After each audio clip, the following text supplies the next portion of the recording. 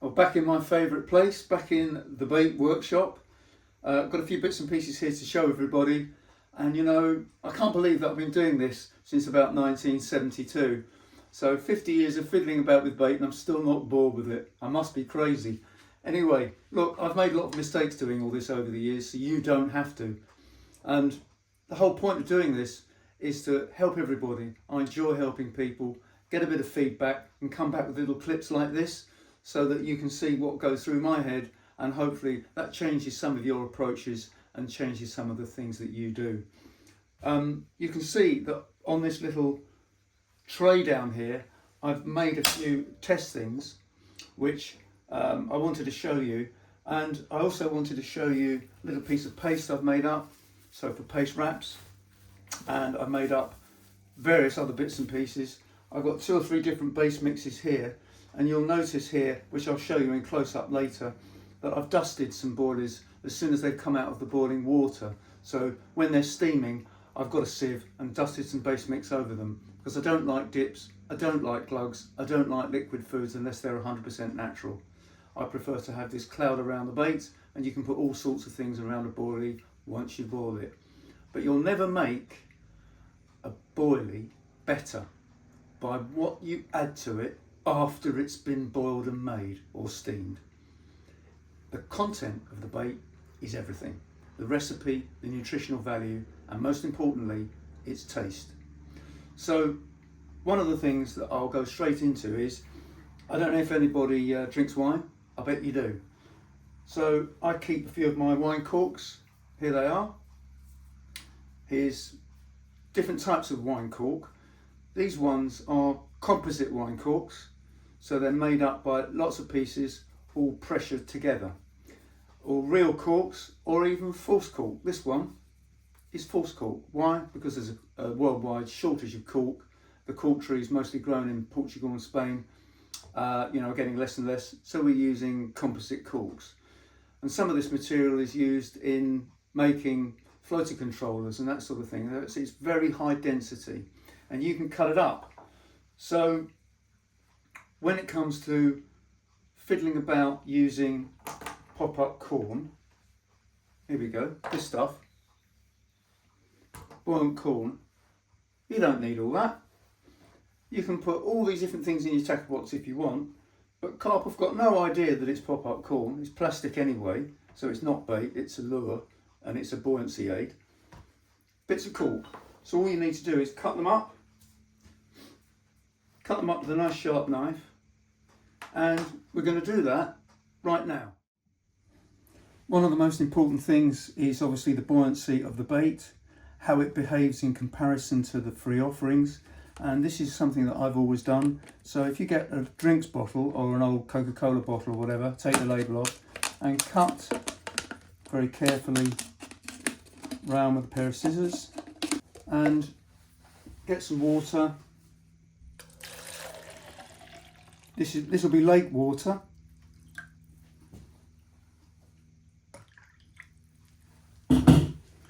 So there's your lake water, quietly in your bivvy, wherever you are. Here it is. And what you're going to do is test how your hook bait behaves in relation to the free offerings. The key is to try and make your free offerings and your hook baits behave in the same way when the fish come in the swim. If you've got something that's too buoyant, too much of a wafter, it puts the fish off, and sometimes you can foul hook the fish on the outside of the mouth or in one of their pectoral fins. So drop one of your freebies in. I'll use one of these cylinders, and you can see how it sinks. Then when you come to make your hook bait, you can do a comparison. So if I pick up, a typical rig, here it is. Against that background, you can see it's a typical sort of sliding ring, dead simple, one of my favourite rigs. I tend to use ultra fine needles so it doesn't make too big a hole in the bait itself.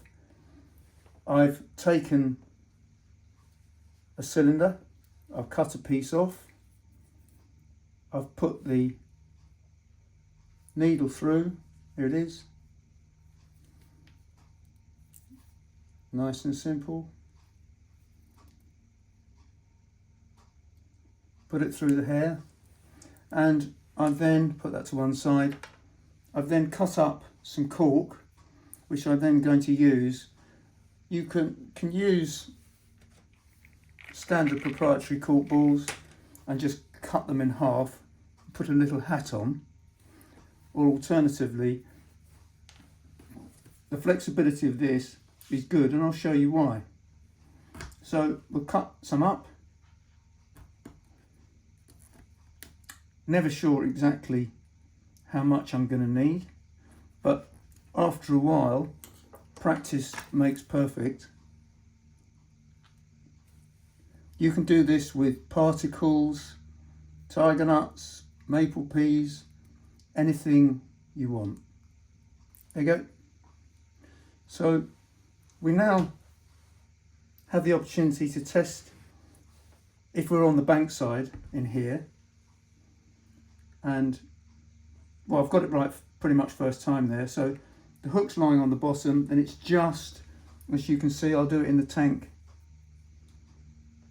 Look at that. It's absolutely great. Now, we don't really want, you could have no shot on there. You don't need the shot on there. It could just be the hook. So that is pretty much a perfect thing. So what you can do is take a pair of scissors, and if you put too much cork on, so what we'll do is we'll do this in reverse. We'll take this off. We'll put a bigger piece of cork on, which I'll cut down. Now let's see how this behaves. Okay, so this is even more of a pop-up now. Massive versatility, look. Test it here. So you can fiddle around with the cork, snipping bits off, playing around with different shapes and sizes. One of my favourite things is to cut the top off a boilie, like so. And as I said earlier on, put a little hat on it, depending on the size of the cork ball. I'll get a bigger one, get my sharp knife, cut it off. Here you go. So you can do that super fast, and you can get the exact buoyancy you want. Okay, because you've cut the bait, it might not last for 8 hours in the water, but you've also got other versatility with this, and I'll tell you what that is.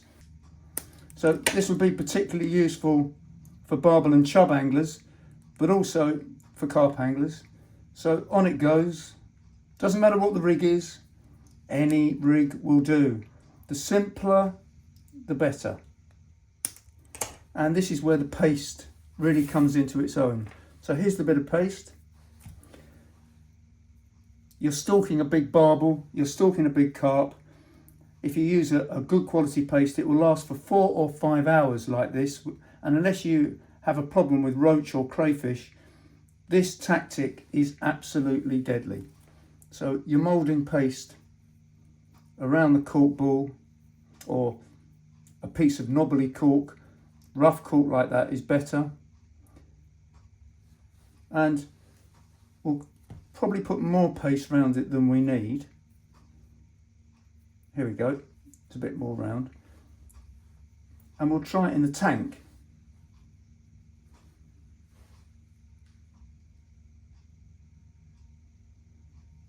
Okay, so that's too heavy. So we'll pick some off. Take a bit more paste off, put it down there, mould the paste back round. And you can already see, look, it's clouding up. Look at the cloud of nutritious ingredients. Look at that, it's almost semi-buoyant. Take a little bit more off. And if you do paste wraps, the same applies. Look.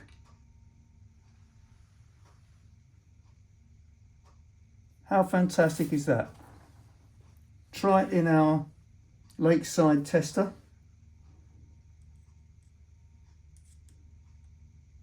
So you can fish that sort of setup over weed, on blanket weed, on silt. If you're fishing a silty lake, you can do this sort of thing. So there's some examples. Using an old Coca-Cola bottle or a drinks bottle, take it to the lake and watch the buoyancy of your bait, compare it to the free offering. That's one trick. And the other trick, I'll put these on the blue lid because they stand out quite well. So here we go. These are the bonbon boilies, you know, coated with dust. So when these came out of the saucepan, they were in the tray or the boiling, the boiling sieve like this. And then what I did is I got some of the same base mix, and as they were all steaming, I dusted the boilie on the top like that, dusted the powder, put it to one side and rolled it all round. And this is all the same liquid that comes off. Look at it all coming off.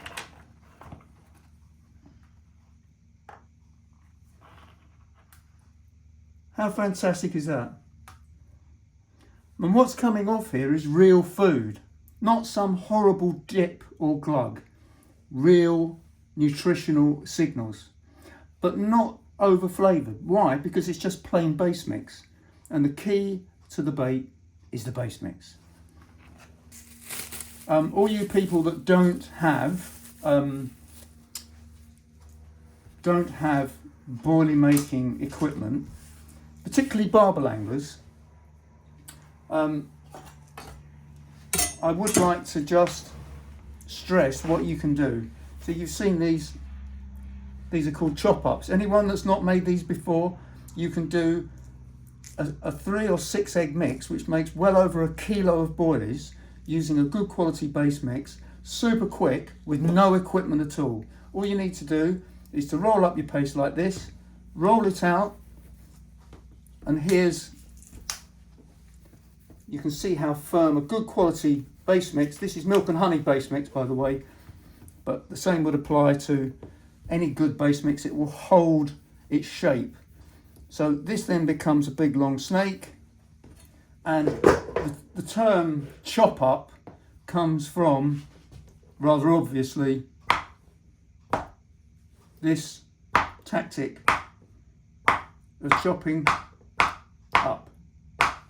And you can make any shapes or size you want. Just give that a 30-second flash boil, leave it to air dry for 6 hours, bang. Fantastic baits, no equipment required. All you need is one of these, a big saucepan and a good boiling ring.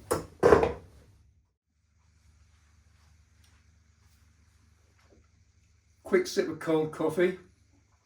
You know, when you go to the river and when you go to the lake, you turn up for your session, you've got absolutely no idea what's gone on the day before.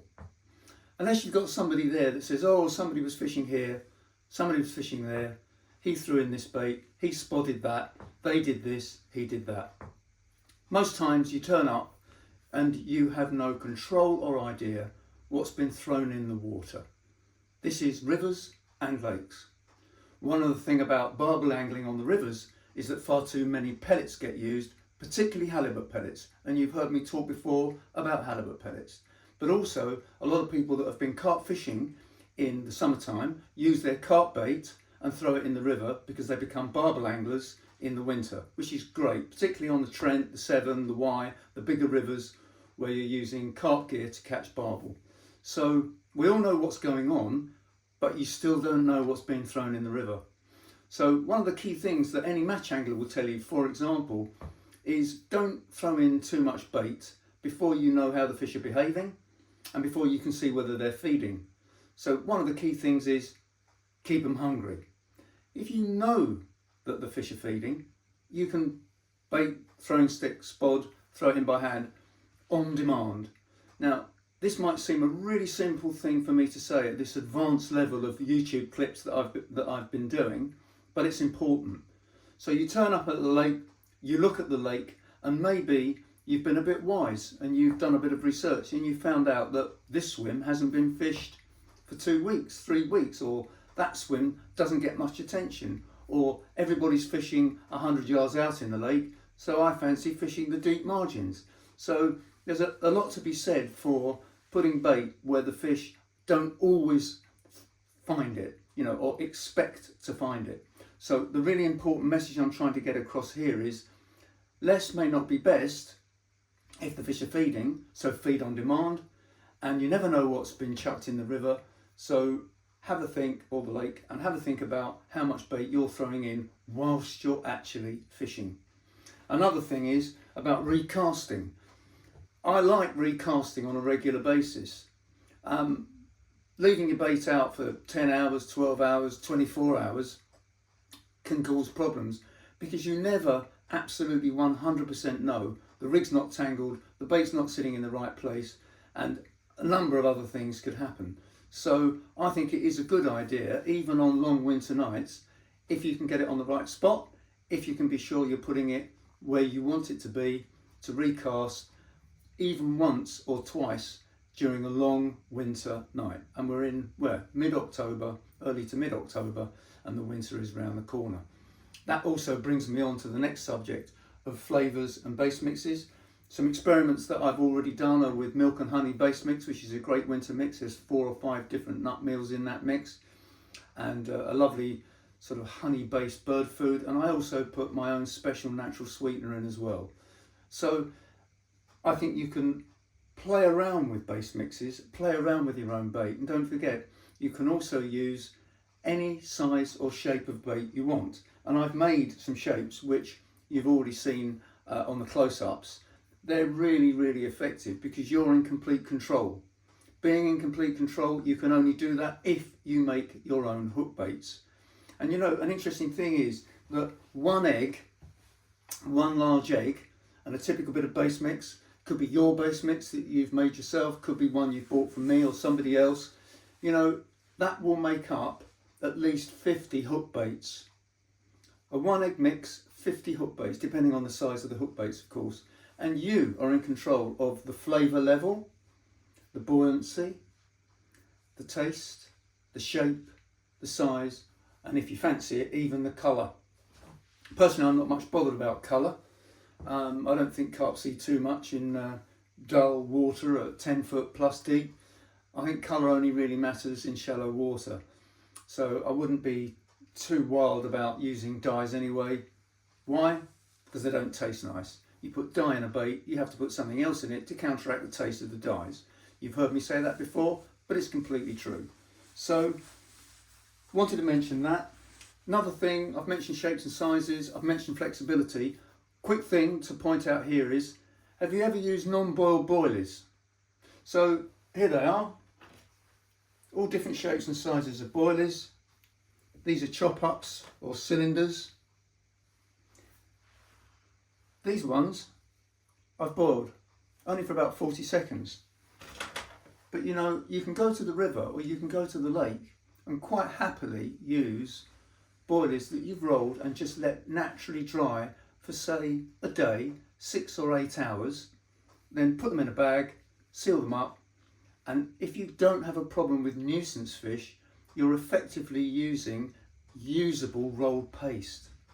And all the top guys who are really mad keen on bait will tell you the absolute best way of getting the nutritional signal through to those fish is to use a bait that is not boiled, so paste, which is why paste wraps are the king, absolute king.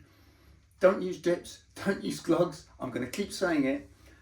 Get that nutritional content of the bait, get the taste of it through by wrapping your boilie in a very thin film of paste. You cannot get any better. And here's a bit of paste, as they say in all the best videos and TV programs that I made earlier. I put it in a bit of cling film. I'm talking about using a paste wrap that's very, very thin. So here's a tiny piece of paste and here is a boilie. And I'm smearing that sticky paste made with egg around the boilie. There it is. I hope William's behind the camera. I hope that can be seen clearly. Wills, can it? Come a bit closer. Can you see me smearing it around? Does that show up? So it might show up a little bit better if I use a bio shellfish boilie. Here we go. Here is a small bio shellfish boilie to the contrasting paste. So you can use different paste wraps. Look at that. So that might show it a lot better, a lot more clearly. And if you put a very, very thin film around the boilie, however you want to do it, it does actually take quite some time to break down.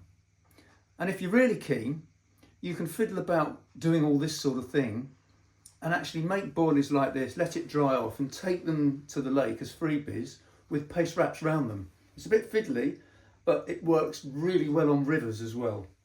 Don't forget, these fish are seeing lots of bait. People are throwing in very often lots of bait. Less is often best, particularly in very hot weather and in very cold weather. So I want to emphasise that. We'll just cause a quick pause there and then I'll come back to you later. Recognise those 4 letters, DMPT. There's lots of it going around on social media at the moment and I'm getting quite a few emails about it. So I just thought I would clear the air with this noxious subject and this noxious material. In fact, to make sure that I get it 100% right, I've written it out. So DMPT, which is dimethyl propionthetin, is a natural sulfurous compound found in algae.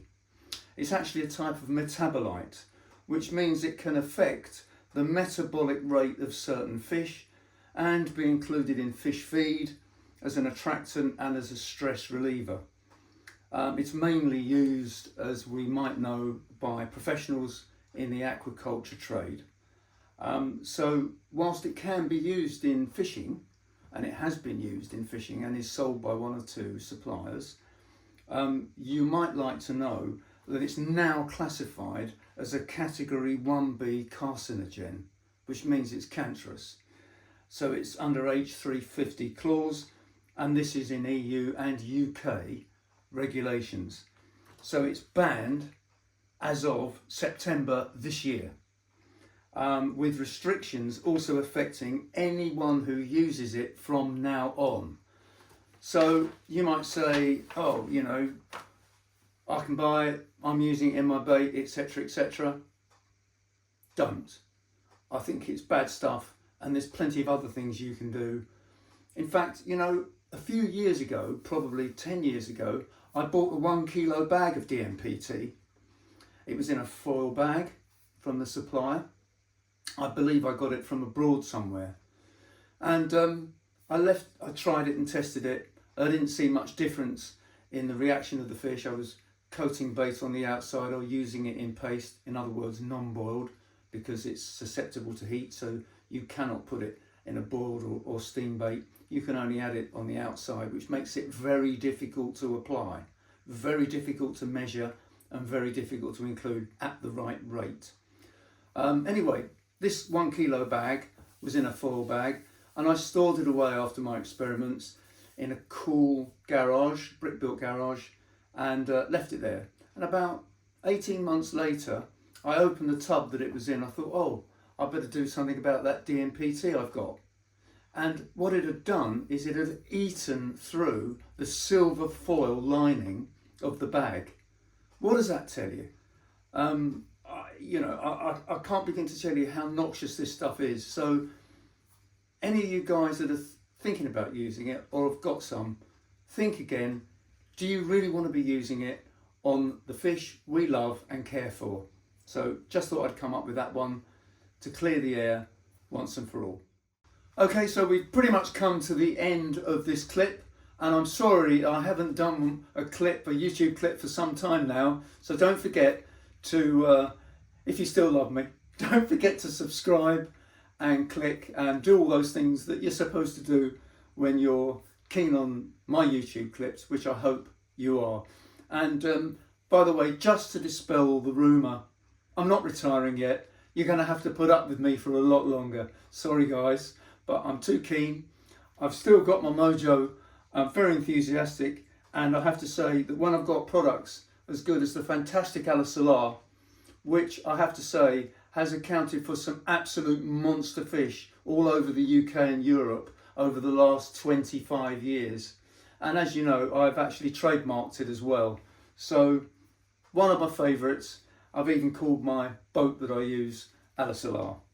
If you see me on the Thames, I don't go very often, but if you see Solar, that'll be me in the boat. And the things that I mentioned in the last clip, these new flavours, ones like chicken tikka, Solar masala, which is Solar hot masala oil, and these two beauties, particularly for the winter, as we're approaching the winter, these two, dolly mixture and butterscotch. These are phenomenally complex flavours. The dolly mixture in particular has probably got over 75 different aroma chemicals in it. And you're only looking at using tiny amounts, which means the taste of the bait isn't compromised, but the smell is the attractor. So I'll finish up with that. I will do another YouTube clip a bit quicker this time. See you soon. Take care. Good fishing.